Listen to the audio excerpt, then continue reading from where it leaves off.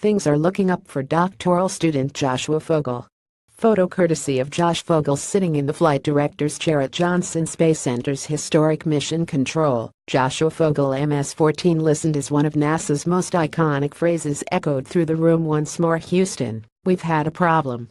Along with other interns at the Johnson Space Center, Fogel was watching the movie Apollo 13 in the very room where so much of it happened. It was so surreal, he said. I was sitting in the flight director's seat, watching Ed Harris play Gene Kranz, who I just met. Fogel, a doctoral student in the Department of Astronautical Engineering, was interning at the center for the second time. Over the summer, he was one of 4 interns, from a cohort of more than 100, who was given the Outstanding Achievement Award for his performance and contributions at the center.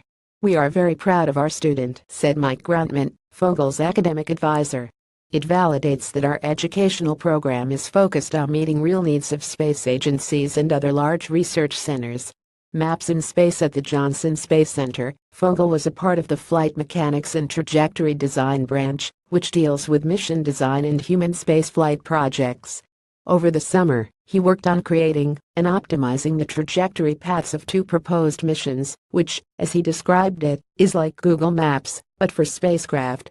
Joshua Fogel points to his trajectory model at NASA's Johnson Space Center.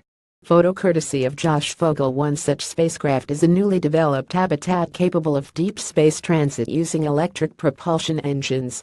It was designed specifically for future Mars missions. To test the vehicle, the Mars Study Capability Team is exploring mission options prior to a Mars Stay mission, which is currently scheduled for some time in the late 2030s. One option is a triplephly of the inner solar system, dubbed the Grand Tour, in which the spacecraft will travel from Earth to Venus, to Mars, back to Venus, and then finally return to Earth. Fogel was tasked with seeing if this flight was even possible, as it was originally proposed in 1969. It turns out that the trip is indeed possible. Similar to a Mars Stay mission, it would take roughly 1,000 days, and would include an opportunity for science or public outreach nearly every month as the vessel flies by asteroids, planets and the sun. To do so, Fogel planned a path that would loop the spacecraft around each of the planets, using their gravitational force to essentially slingshot the craft onward, a maneuver made popular by the Martian. If you've ever seen the movie or read the book, you know the Richard Purnell maneuver when they fly by Earth. That's basically what I had to do, but for multiple planets, which was really neat, Fogel said. He've also worked on the upcoming exploration missions to the Moon, in which astronauts will travel aboard the new Orion spacecraft and construct a space station, named the Deep Space Gateway, that will orbit the Moon. As these missions are designed, an important consideration is determining and planning for abort operations. If something goes horribly wrong on the mission, something blows up, you get hit by an asteroid, a crew member gets sick. If any of these kinds of scenarios occur, you may have to pull the plug and come home, he said. One worst-case scenario is the spacecraft becoming completely depressurized.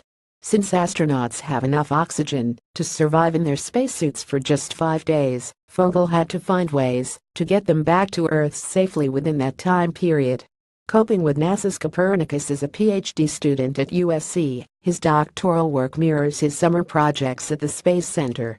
For his thesis, Fogel is improving the orbit design capabilities associated with the low-thrust electric propulsion engines being developed by NASA. While he is still in the early stages, in the future his work could be used to improve trajectory design software, like NASA's Copernicus. Copernicus is mostly used for human spaceflight, and so there are gaps in what that tool is capable of, Fogel said. Hopefully, that is where my thesis will someday fit in, because some of the algorithms that I will develop will be able to be implemented in tools like Copernicus. Fogel hopes to one day work at the Johnson Space Center, designing space missions and perhaps even traveling to space himself. But for now, after passing the PhD screening exam last January, he's just concentrating on earning his degree. The analogy I like to use is I fought all the way to get to the base camp of Everest, but now I'm looking up, and I have to actually climb it. More stories about aeronautical engineering